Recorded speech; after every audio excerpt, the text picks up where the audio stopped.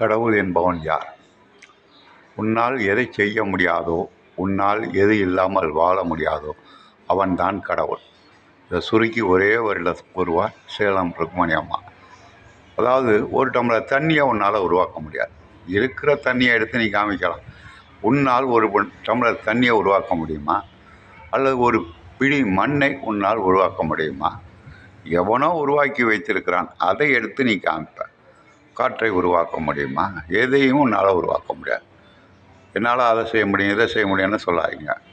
பூமியில் கிடைக்கக்கூடிய பொருளை எடுத்து காமிக்கக்கூடாது. உங்களால் என்ன செய்ய முடியும்? ஒரு விதையை உருவாக்க முடியுமா? தாவரத்தை உருவாக்க முடியுமா? எதையுமே உன்னால் பண்ண முடியாது. எவனோ ஒருத்தன் பண்ணி வச்சுருக்கான், அவன் கடவுள்.